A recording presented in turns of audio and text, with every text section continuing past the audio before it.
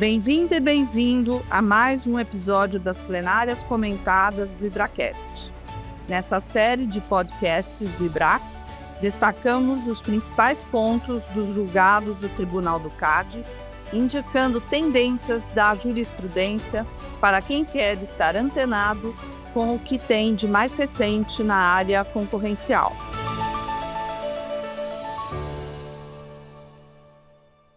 A plenária comentada de hoje trata da 253ª Sessão Ordinária de Julgamento do CAD, realizada em 3 de setembro de 2025. Dentre os informes iniciais, eu gostaria de destacar o lançamento da edição de 2025 do Guia do Programa de Leniência Antitruste do CAD e o anúncio de audiência pública para discutir a concorrência no setor de combustíveis líquidos. Gostaria também de comentar que no período da última sessão ordinária de julgamento, a 252ª até a sessão que estamos tratando nesse episódio, não ocorreu nenhuma deliberação por meio do circuito deliberativo virtual. Portanto, vou passar para a apresentação do nosso convidado de hoje, que vai fazer os comentários aos casos desta sessão de julgamento. Estamos aqui com Bruno Becker. Bruno é sócio de Berardo, Lila, Becker, Segala e Daniel Advogados. Ele possui mais de 15 anos de atuação na área de direito da concorrência, tanto no Brasil como em outros países, como Estados Unidos, trabalhando em empresas e em escritórios de advocacia. Ele é graduado em Direito pela Universidade Federal do Rio Grande do Sul. Ele é mestre pela Universidade Yale e doutor em Direito Comercial na USP, com tese sobre fundos de investimentos no Brasil. Ele é defensor da diversidade e inclusão, sendo membro do Comitê de Diversidade do IBRAC e fundador da Frente Jurídica LGBTQIAPN+. Bruno, você é muito bem-vindo em nosso episódio de hoje e obrigada por ter topado falar conosco. Eu vou passar a palavra para o Bruno Becker, para ele já começar a comentar o primeiro item da pauta, que é o procedimento administrativo para apuração de ato de concentração. Bruno, é com você. Bom, pessoal, tudo bem? Então, fui convidado aqui para comentar o APAC de final 3565 de 2024, que é um caso de co-share. CAD já reviu muitos co-shares no passado, né? Esse caso é bem interessante e peculiar pelo número de manifestações e pela densidade da análise. Eu vou aqui dividir um pouco minha análise em dois grandes grupos. Primeiro, falar um pouco do que aconteceu, as manifestações, porque eu acho que elas são bastante importantes, e depois falar da separação entre duas áreas, eu acho que foram as mais focadas, né? Um pouco o que é a definição de contrato associativo e depois essa questão específica de co-share. Então vamos lá. Foi um caso bastante longo na sessão, teve manifestações, sustentações orais das duas partes envolvidas, e depois teve 3 votos mais a manifestação do presidente. De um lado, na sustentação oral, as duas partes basicamente defenderam o mesmo ponto, né, que teria sido um co-share assinado em 2024, que pela interpretação feita de precedentes do CAD e da resolução do CAD 17 de 2016 não seriam enquadrados como contratos associativos, por isso que não teria sido notificado, e ambos os lados defenderam que seria uma operação por essência pró-competitiva, que daria mais opções de voos, maior conectividade, então que é uma cooperação pró-competitiva para aumentar a oferta. Os dois lados também comentaram que foi um ponto bastante importante, eu não vou entrar muito nesse aspecto, que foi a manifestação para o mercado de uma possível fusão entre as partes, né? Então, as partes desde o começo já definiram que houve um início de negociação que foi suspenso, então isso ficou de uma forma separada, que tinha sido no início objeto da investigação, porque o APAC ele começou a partir de comunicados ao mercado das duas partes, né, que mencionava um pouco disso. Então, depois dessas manifestações, a gente teve manifestação do conselheiro Carlos Jacques, o relator. Ele fez uma análise bastante ampla e profunda do caso, de precedentes e da definição de contrato associativo. Aqui ele traz um pouco da análise da SG, né, que a SG teria entendido que o que seria um contrato associativo, que haveria empreendimento comum. E esse é um ponto que eu já vou trazer mais na frente. o conselheiro Carlos Jacques faz essa análise que ela é bastante positiva, né, de diferenciação de co-chair doméstico, estrangeiro, analisa também os atos de concentração e traz um pouco dos critérios da resolução 17, que depois no final a gente vai ver que houve até uma proposta de conselheiros para uma revisão. Posteriormente, o conselheiro Vitor também faz uma manifestação muito positiva, né, como de praxe ele faz uma análise histórica bastante profunda, e aqui ele faz uma análise de outros mercados.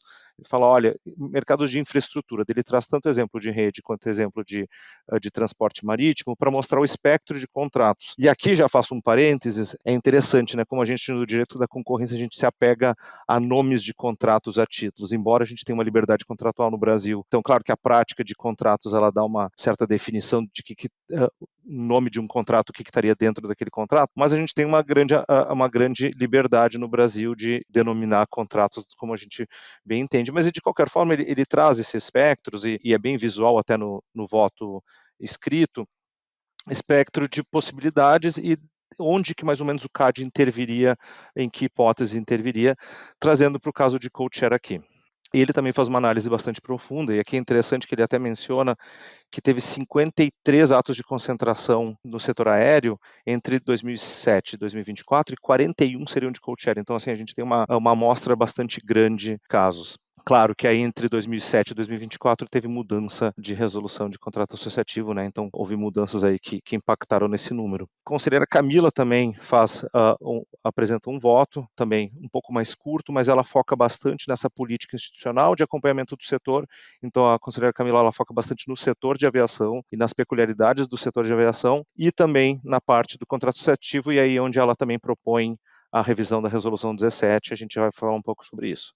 E, por fim, o presidente Gustavo Augusto, ele também concorda com as questões apresentadas e todos eles são muito na linha de concordar com a SG, de que, né, da necessidade de notificação. No final, a conclusão, e daí eu já vou entrar um pouco nas análises, mas a conclusão é que ela acaba sendo, que o contrato ele seria um ato de concentração pela resolução 17, que ele acabaria não sendo, ele seria pelos critérios, mas ele acabaria não sendo pelo critério temporal, porque a resolução 17, ela menciona que contratos por tempo indeterminado deveriam ser notificados quando fosse chegar aos 2 anos. E aí é o ponto, né, de proposta de mudança normativa, e também propõe que todos os contratos de co-chair sejam de notificação obrigatória, onde eles acabam mudando aí um pouco a jurisprudência do CAD frente ao último caso que tinha sido Latam e Qatar. Então eles decidem pela necessidade. E por fim, que é importante, eles usam o dispositivo do artigo 88, parágrafo 7º da lei, que é aquela notificação até 1 ano da consumação de operações que o CAD teria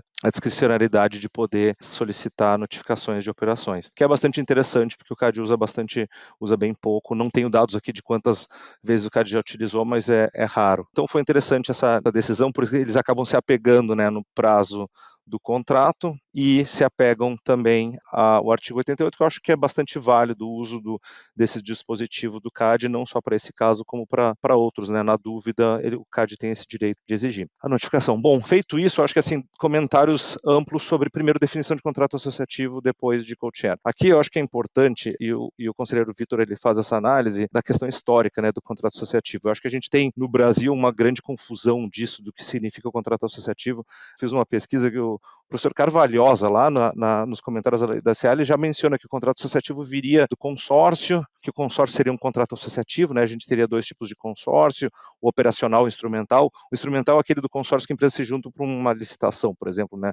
Atuações de lugares diferentes, e o consórcio operacional seria um fim próprio, não uma atividade nova. E daí eu acho engraçado, gente, que a lei cria contrato associativo, consórcio ou joint venture, né? Então, assim, para mim são coisas muito semelhantes. A gente até já viu o caso no que o CAD fala, olha, a joint venture e o consórcio são sempre notificáveis, o contrato associativo tem que olhar para a resolução, que acaba sendo até um pouco engraçado, porque no final das contas eles são as mesmas coisas, é um tipo de contrato que está na lei das SAs, joint venture é uma coisa de origem americana, pelo próprio nome, que me parece que se assemelha muito ao consórcio, por serem institutos diferentes, talvez um econômico e um jurídico, e a gente tem um contrato associativo que é essa coisa que seria, vai que na dúvida não é nem consórcio nem joint venture, a gente coloca um terceiro contrato. E o CAD resolveu regular esse contrato associativo, né? Deixando de fora o consórcio e a joint venture, que eu acho bastante peculiar. E daí os critérios da resolução 17 são bastante importantes, né? Essa questão do empreendimento comum, eles serem concorrentes e haveria compartilhamento de riscos e resultados, né? E aqui, a despeito de outras decisões no passado, que o CAD já disse, olha, o empreendimento comum é quase que uma joint venture, então o empreendimento comum é que a produção de alguma coisa, eles falam assim, não, para esse caso da aviação de code share, eles falam que o empreendimento comum aqui ele estaria implícito por essa atividade de code share, que eu acho bastante peculiar, entendo de onde eles vêm, mas na minha opinião acaba dando um pouco de insegurança, né, da gente olhar para o precedente e saber que a grande dúvida quando a gente olha para o contrato associativo, se é ou não é um empreendimento comum, e aqui eu acho que cria mais dúvida ainda quando a gente olha, bom, compartilhar códigos e comercialização não seria produzir um produto novo, não seria uma rota nova, uma entidade nova, mas parece que ali a gente estava tentando encaixar dentro desse critério da resolução.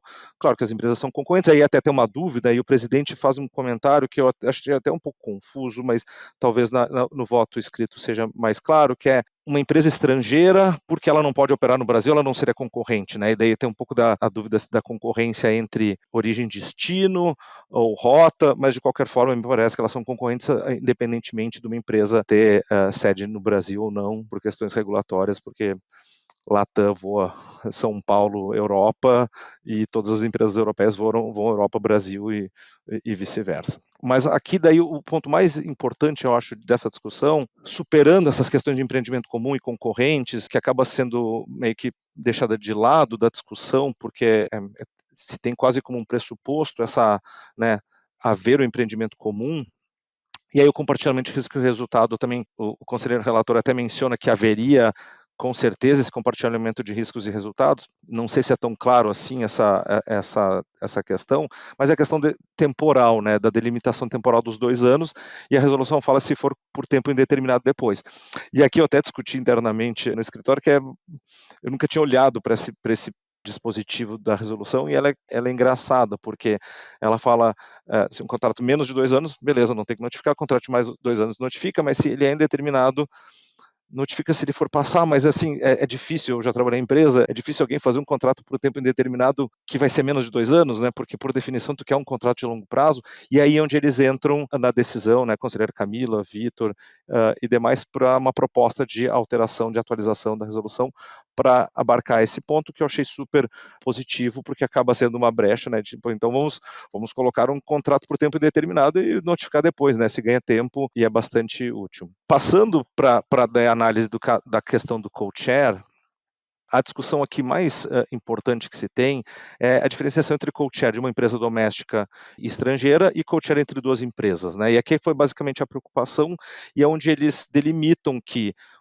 quaisquer co-share entre empresas nacionais deveriam ser notificados, excluindo esses co-shares entre empresas internacionais e domésticas, né, de complementariedade. É bastante peculiar essa diferenciação, acho que ela é positiva por dar um precedente mais específico sobre o mercado, dar essa precisão para o mercado, né, sendo que o precedente anterior de Latam e Qatar era de uma empresa estrangeira e uma doméstica, e faz sentido especialmente pelo tamanho do mercado, quantidade de players. Então, eu acho que acaba sendo bastante acertada essa análise.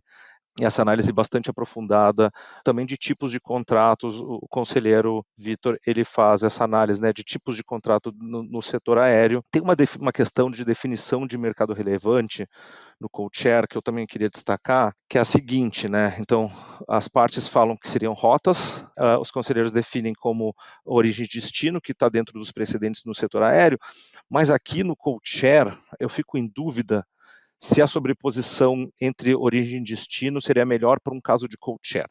Eu estou só fazendo um comentário de não que, né, quaisquer operações no setor aéreo, mas no caso de co-share me parece que a sobreposição, olhando para origem e destino, parece acertada, especialmente porque o co-share é exatamente essa possibilidade de agrupar voos e fazer combinações, né? Então, no final das contas, as combinações são muito amplas e possíveis, claro, dentro dos critérios do CAD. Mas de uma forma geral, então, terminando aqui, encerrando a discussão desse caso, tanto o contrato associativo eu acho que foi super positivo, porque foi possível se olhar para dentro da resolução, olhar para a questão da temporalidade ali dos contratos, dos prazos e decidir melhor. Cria-se, né, uma nova categoria, então acho que uma nova resolução vai ter que eventualmente, que a conselheira Camila mencionou, a questão de setores de infraestrutura eventualmente terem um olhar diferente, né? Então, assim, é possível que para setores de infraestrutura o CAD defina algum critério mais específico que não seja aquele de contratos associativos tradicionais que está lá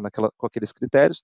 E dentro de co-chair, né, agora, a partir dessa decisão, o CAD deixou claro da necessidade de notificação de casos entre empresas domésticas, excluindo, claro, as empresas estrangeiras. Foi uma discussão bastante interessante por tipos de contrato e por precedentes do CAD.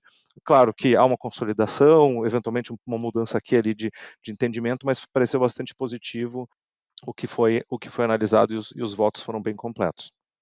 Obrigada, Bruno, pelos seus comentários. Eu vou passar aqui para o próximo item da sessão, que envolve também procedimentos de apuração de ato de concentração. Eu vou tratar de 2 procedimentos de apuração de ato de concentração em conjunto, porque eles são bastante semelhantes, inclusive com as partes compradoras sendo as mesmas. Então, eu estou falando aqui do ato de concentração 08700002557 de 2024, dígito 85, e o 08700002559 de 2024, dígito 72. Ambos os APACs, eles envolvem as empresas Mitsui, a Marine Projects Investments e a Modec Holding Netherlands. E as empresas-alvo são a MV33 e a MV32. Então, são 2 processos de APAC envolvendo 2 empresas-alvos distintas. Esse é um caso em que o MV33, que é o dígito 85 de 2024, ele é uma operação que consistiu na aquisição pelas compradoras, de 3 compradoras, responsável pela implantação do navio plataforma Anita Garibaldi no campo de Marlin. As ações adquiridas eram originalmente detidas pela Modec, por intermédio da Modec Holdings, e posteriormente as ações remanescentes foram transferidas para a outra empresa compradora. Esse é uma operação de um Project Finance, sustentando que, de acordo com as representadas, que os investimentos realizados teriam natureza meramente financeira, sem atribuição de um papel ativo das compradoras na condução das atividades da empresa-alvo. Mas o relator desse caso, que é o conselheiro Diogo Thompson, ele concordou com o entendimento da superintendência do CAD, no sentido de que o acordo de acionistas mostra que as compradoras, elas possuem sim participação ativa na empresa-alvo, não sendo meros credores. E nesse sentido, discordando dos argumentos das representadas. E também ele defendeu que seja uma aquisição de ações, né, enquadrada no artigo 90 da lei, seja uma joint venture, também prevista no artigo 90, ambas as possibilidades decorreriam, né, a caracterização de um ato de concentração. E, nesse sentido, ele discorda da superintendência de que seriam 3 operações distintas. Ele entende que elas são conectadas e, portanto, é uma operação só. E aí, nesse sentido, ele entende que a operação foi consumada em 2020, fez lá o passo a passo da aplicação da prestação pecuniária, da caracterização de infração de gun jumping, por meio da homologação de uma proposta de acordo em apuração de ato de concentração, o ACC, e o valor da contribuição pecuniária nesse caso foi de R$ 595.262,08. E esse voto foi acolhido por unanimidade pelo plenário do tribunal. O segundo é de relatoria da conselheira Camila, que é o de 2024, de 74. E esse tem por empresa-alvo a MV32, as ações, né, da MV32. A discussão foi a mesma, ela seguiu o mesmo entendimento do conselheiro Diogo no voto anterior, no sentido de que, tanto independente do formato, né, da operação, seja uma aquisição de ações, seja uma joint venture, ambas são de notificação obrigatória, embora ela tenha entendido nesse caso que aparentemente seria uma constituição de joint venture, e também entendeu que é um único ato de concentração pelas operações estarem relacionadas às 3 aquisições consecutivas, e discordando nesse ponto da superintendência do CAD, que entendeu que seriam 3 aquisições distintas, e entendeu que a consumação ocorreu em 2019, sendo comunicada às autoridades somente em 2024. E aí o plenário, por unanimidade, reconheceu a configuração da infração de gun jumping, homologando o acordo de apuração de ato de concentração, o ACC, no valor da prestação pecuniária de R$ 465.804,51, nos termos do voto da relatora. Esse é um caso bastante conhecido aí, clássico de gun jumping. Hoje eu comento um caso de consumação prévia de ato de concentração, a chamada prática de gun jump. O tribunal, por unanimidade, reconheceu a consumação prévia, determinou a notificação da operação e fixou os parâmetros da multa, nos termos da Resolução 24 de 2019. O caso foi de relatoria da conselheira Camila Alves, trata-se do processo final 3124-2024-47. Eu vou tratar rapidamente de 5 pontos principais que ajudam a ler essa decisão para além do caso concreto. Acho que o primeiro ponto que vale destacar é a orientação sobre quando uma aquisição de ativos consiste em ato de concentração, tema bastante polêmico aqui no CAD. A decisão repisa a linha já vista no CAD de que ativos com capacidade operacional imediata, especialmente quando configuram transferência de estabelecimento, se enquadram no artigo 90, inciso 2 da Lei 12.529, a Lei de Defesa da Concorrência. No caso concreto, tratava-se de um ponto comercial plenamente funcional, com bens móveis essenciais, locação de imóvel, permitindo a continuidade dos negócios após a operação. A conselheira Camila se ancorou na definição de estabelecimento comercial prevista no artigo 1142 do Código Civil. Lá, estabelecimento consiste em um conjunto de bens organizados para o exercício da atividade econômica. Na prática, traduzindo isso, não é a titularidade do imóvel que decide, é, na verdade, a operacionalidade do pacote e sua destinação para manter ou ampliar a capacidade competitiva. Esse é um ponto bastante importante do voto. O segundo ponto que eu queria destacar são os parâmetros legais do gun jump. O artigo 88, parágrafo 3º da Lei de Defesa da Concorrência estabelece que um ato de concentração notificável não pode ser consumado antes da análise do CAD. E aí a gente tem a parte infralegal, a resolução CAD 24 de 2019, que estrutura o rito desse processo, que é o chamado de APAC, define hipóteses de consumação prévia e determina a notificação da operação quando o gun jumping é identificado. Nesse caso, houve reconhecimento da infração, o CAD determinou um prazo para notificar e estabeleceu uma multa diária por atraso e sobrestou a dosimetria final, o cálculo final da multa até o julgamento do mérito do ato de concentração, que depois foi aprovado sem remédios. Eu acho que uma mensagem importante aqui, que todo mundo que acompanha o CAD sabe, é que a aprovação posterior sem restrições não elimina a infração por gun jump, mas ele modula a gravidade da conduta e o cálculo da multa. O terceiro ponto que eu queria tratar é a dosimetria e os limites de proporcionalidade para cálculo da multa gun jump. A fórmula do artigo 21 da Resolução 24 de 2019 organiza os elementos do cálculo da multa: pena base, majorantes e atenuantes. Mas os precedentes mais recentes do CAD aplicam um outro critério que está fora dessa resolução. O tribunal aplica o teto de proporcionalidade do artigo 22 da Lei 12.529, harmonizando a fórmula da resolução com um limite legal que evita distorções e aumenta a previsibilidade. O quarto ponto de destaque aqui é a possibilidade de encerramento consensual em APAC. O artigo 23 da lei permite acordo por conveniência e oportunidade do CAD. Aqui o acordo foi homologado com contribuição pecuniária ajustada à metodologia, com condições de quitação proporcional, inclusive houve parcelamento aqui no pagamento dessa contribuição. Esse caminho de consensualismo vem se afirmando como um instrumento eficiente para reduzir os custos de transação, gerar economia processual e ainda preservar o efeito pedagógico da sanção do CAD. Eu acho que o último ponto aqui, relevante, talvez o de caráter mais prático, é que o precedente ele responde à seguinte pergunta: o que o varejo, cooperativas, etc., podem aprender com essa decisão?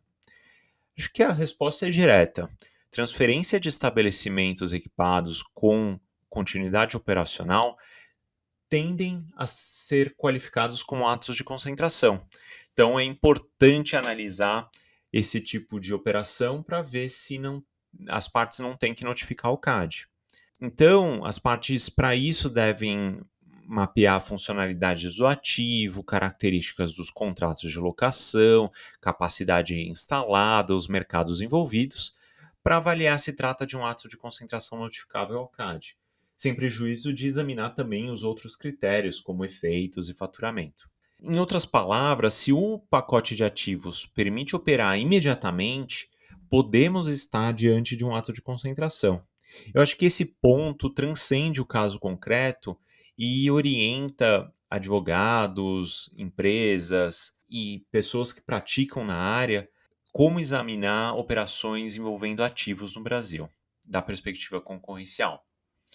E lembrando que se houver a consumação e a operação tinha que ser notificada, a aprovação sem remédios não elimina a infração, mas calibra a gravidade da conduta.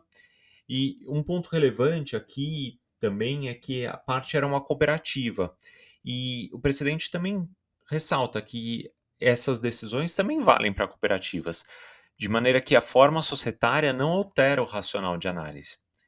Era isso que eu queria falar sobre esse caso e passo a palavra novamente ao Bruno. Bom, gente, o segundo caso que me foi designado para comentar no nosso episódio de hoje é o processo administrativo de final 5778 de 2016, que ele é um caso de rejulgamento por ordem judicial. Então a gente já tem um aspecto peculiar aí por ser decorrente de decisão judicial. A gente sabe que não são tantos os casos, especialmente esses casos de rejulgamento. Pelo que eu entendi, a decisão judicial facultou ao CAD a fazer uma reanálise. Então foi bastante positivo, eu achei, para começar o comentário desse caso, e aqui eu vou ser mais curto, é essa possibilidade, né, do judiciário identificar eventualmente uma dosimetria, alguma parte do voto de uma decisão anulável, mas permitir ao CAD o rejulgamento, né? Reconhecer no CAD a autoridade técnica que pode fazer essa análise técnica, então eu achei bastante positivo. O que é esse caso, né? Então, só para a gente fazer uma análise, é uma conduta unilateral e decorrente de um descumprimento de um ACC, final 5719, em que houve uma discriminação de contratação de elevação portuária e interrupção indevida de fluxo ferroviário. A gente está falando aqui do setor portuário com ferroviário. Haveria tido um descumprimento contratual do transporte de açúcar e recusa em direcionar o volume de carga para o Porto de Santos. A decisão original teve uma sanção pecuniária de 247 milhões, 162 mil reais. Então, 247 milhões. Esse caso eu não mencionei, o relator é o presidente Gustavo Augusto. Então, esse caso, a multa, e aqui eu falo bastante da multa porque ela foi objeto de análise, 247 milhões. Eu achei muito interessante o que o voto do presidente Gustavo Augusto, ele faz algumas análises. Eu menciono que em 2024, em 60 casos de processo administrativo, a multa total foi de 302 milhões. Então ele pondera, olha, como um caso teve uma multa de 247 milhões e um ano inteiro, em 2024, as multas somaram 302 milhões. O voto por escrito, né, ele fala assim, até em chegar a um valor almejado na dosimetria. E aqui eu acho que vale um comentário breve, né, da dosimetria versus valor almejado, né, a metodologia. Né, sabemos, né, que o cálculo de multa e as negociações de acordo sempre são bastante polêmicos sobre a base de cálculo, mas me parece que são deveriam ser coisas distintas, na minha opinião, né? Uma coisa é um valor almejado, né? Então se a gente quer ter um valor almejado, se a gente gostaria de definir um valor ideal para uma conduta ser uma coisa, se a gente tem critérios objetivos de percentuais para tipos de processos, a análise deveria ser outra, o valor resultante não deveria, a gente não deveria pensar no resultado e depois fazer um cálculo retroativo. Mas de qualquer forma, eu acho que o que se reconhece aqui foi que a decisão original, ela considerou todo o faturamento das empresas em todos os mercados relevantes de produto geográfico, né? Então a gente está falando em todos os portos, ferrovias, em todos os produtos. E o que o TRF1 com essa decisão judicial fez, foi falar, olha, então está muito amplo, precisamos definir no escopo geográfico e escopo de produto. E a definição acaba sendo para o mercado de açúcar na malha ferroviária paulista, que restringe bastante o escopo de atuação, consequentemente, faturamento das empresas. O presidente Gustavo Augusto ele também menciona, né, a dosimetria, que aqui o valor original teria sido uma alíquota de 5% a 10%. Ele reconhece que em cartéis e condutas per se seriam próximo de 20%, para licitações seriam as mais graves, e a gente estaria aqui falando de uma conduta unilateral. Então ele reconhece no voto escrito e lido ali a questão da dosimetria não ter sido a mais adequada por não considerar a especificidade dos mercados. Então reconhece desproporcional o valor, eu achei bastante interessante. No final das contas, com essa definição de mercado de açúcar em São Paulo, a base de cálculo se reduz bastante, entre 100 a 200 milhões, numa taxa de 5 a 10%, então, né, todos em ranges, não temos acesso aos valores específicos, e a multa acaba ficando em 13 milhões, lembrando, 247 milhões foi a original, 13 milhões revista, mas com a atualização da Selic para 20 milhões. E essa dosimetria foi a proposta pelas partes, então dá um indicativo aí, né, do CAD estar aberto, né, a essa dosimetria das partes, proposta pelas partes, mas eu achei bastante positivo exatamente isso, né, as partes levarem para o judiciário reconhece também a impossibilidade técnica de analisar essa questão, e volta para o CAD e permite o CAD reduzir, e uma redução aí que acaba ficando menos de 10% mesmo com a atualização da Selic. Super interessante caso. Obrigado, Bruno. Caso bastante interessante. Hoje eu também queria trazer um conjunto de decisões relacionadas ao mesmo caso. O Tribunal do CAD homologou 3 termos de compromisso de cessação em investigações sobre supostas condutas no mercado de serviços médicos da Bahia. Tratam-se de TCCs relacionados ao processo de final 694/2017-56. O conselheiro relator foi o presidente Gustavo Augusto, como é de praxe na homologação de TCCs. Em razão dos acordos, os processos ficam suspensos em relação aos compromissários, obviamente condicionados ao cumprimento integral das obrigações. Eu acho que, só para organizar a conversa, eu vou tratar de 3 pontos principais. O primeiro é o enquadramento jurídico das condutas. O segundo é o desenho dos TCCs e sua função de enforcement. E, por fim, os critérios de dosimetria, incluindo capacidade econômica e a própria consequência prática para quem atua em saúde suplementar. Acho que, em primeiro lugar, aqui precisamos entender qual que é a conduta investigada para entender por que foram feitos os acordos, né? A instrução da Superintendência Geral, houve inclusive nota técnica de encerramento do processo administrativo e encaminhamento ao tribunal com recomendação de condenação, indicou que havia indícios de atuação coletiva com restrições à negociação individual, incluindo descredenciamento coordenados, incentivo à judicialização, como instrumento de pressão no setor de saúde. O ponto jurídico central está no artigo 36 da Lei 2.529 e a conduta se refere à suposta atuação coletiva, incluindo no ambiente de cooperativas, que podem ultrapassar a linha da legalidade quando assumem um caráter coercitivo, com aptidão de produzir efeitos anticompetitivos, como uniformização de condutas e boicotes. O pano de fundo aqui é importante porque me parece que a decisão não proíbe, per se, arranjos coletivos se forem legítimos. Mas me parece que o ônus probatório é bastante alto e a luz vermelha pode acender se houver uma coerção aqui e um objetivo anticompetitivo. O segundo ponto que eu quero tratar é o próprio desenho do TCC e a arquitetura de enforcement.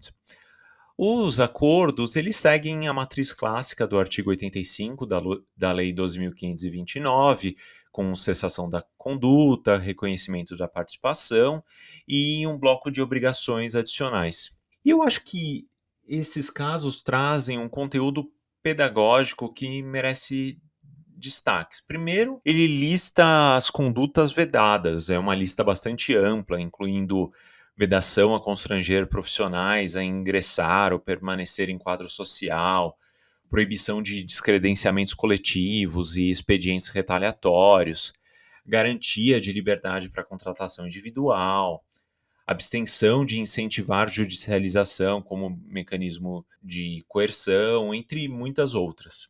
Essa decisão, então, traz um checklist bastante prático de condutas que podem gerar um risco antitrust elevado. E, além disso, eles trazem uma obrigação de compliance concorrencial bastante ampla e interessante, que pode ser, inclusive, adotada por equipes de compliance que querem desenhar um programa de compliance concorrencial efetivo. E, dentre as obrigações, há palestras à diretoria, criação de um canal interno de denúncias, a criação de um manual de compliance concorrencial, a criação de um comitê independente, entre outras ações. Eu acho que isso sinaliza um movimento relevante, porque o CAD aqui ele não só repreende a conduta, mas utiliza a decisão para promover a educação concorrencial. Eu quero fechar aqui o último ponto, rapidamente, dosimetria. Na calibragem das contribuições, aqui a gente está falando de contribuição e não multa, a relatoria usou dados fiscais oficiais, históricos de precedentes, até para assegurar a isonomia entre casos análogos, e reconheceu descontos como houve solução consensual, principalmente para os primeiros que buscaram fazer acordo. Aqui, resumindo, o que fica, para a prática aqui nessa decisão? Acho que 3 recados, de novo. Para quem assessora as entidades coletivas em saúde suplementar, atenção redobrada à governança estatutária e instrumentos de contratação, cláusulas que instituem tabelas uniformes obrigatórias, mecanismos de exclusão ou descredenciamento coletivo podem entrar no radar concorrencial, fiquem atentos a isso. O segundo ponto é que compliance não é adereço. Os acordos aqui exigiram cronogramas claros, comitês com autonomia, relatórios periódicos e treinamento amplo. Eu acho que é um modelo que pode tender a se repetir em setores com risco estrutural e que continuamente estão no CAD, sendo investigados pelo CAD. E o terceiro ponto é o equilíbrio entre acordo e condenação, que tem ganhado contornos mais previsíveis e uma vontade cada vez mais ampla da autoridade solucionar casos por meio de acordos. Então, para quem atua em antitrust no setor de saúde, o recado da decisão combina rigor jurídico com pragmatismo institucional. A porta do acordo está aberta, mas tem que ter cessação de conduta e a criação de uma governança que evite a repetição das condutas que geraram preocupação para a autoridade. Era isso que eu queria falar sobre este caso. Obrigado. Bom, estamos chegando ao fim aqui do nosso episódio de hoje. Eu queria agradecer muito a participação do Bruno Becker. Sempre um prazer falar com você, Bruno, e te ouvir. Seja sempre muito bem-vindo aqui no nosso programa e aos ouvintes, fiquem atentos aos nossos próximos episódios. Bruno, obrigado por ter aceitado o convite para participar das nossas plenárias comentadas. Para mim é um privilégio muito grande tê-lo aqui conosco. Eu sei o trabalho intenso que você faz no Comitê de Diversidade e que extrapola inclusive o IBRAC, então você é uma figura referência nessa frente de conscientização e de inclusão. Então, parabéns por todo o seu trabalho, agradeço novamente por sua participação. Obrigado, Bruno. Ale, Flávia, Queridos, muito obrigado pelo convite, foi uma honra. Eu falei isso outro dia quando a gente gravou o podcast da Diretoria de Diversidade, que eu fui dos primeiros hosts do IBRAcast lá atrás, vários anos atrás. Fico felicíssimo em ver o projeto continuando. Acho que essa iniciativa de comentar as sessões são incríveis, porque elas acabam traduzindo e trazendo insights super importantes. Então, muito obrigado pela oportunidade, foi um prazer estudar esses casos mais a fundo para poder trazer comentários aqui para vocês e parabéns pela iniciativa. Este foi mais um episódio da plenária comentada do IBRAcast, o podcast do IBRAC, disponível no Spotify e YouTube. Eu sou Flávia Chiquito, diretora de Relações Institucionais do IBRAC e responsável pelo IBRAcast. E eu sou o Alessandro Jacalha, coordenador deste programa. Agradecemos a equipe de edição e comunicação da plenária comentada, Luciano Costa e Maria Dolores. Ficamos por aqui. Até o próximo episódio.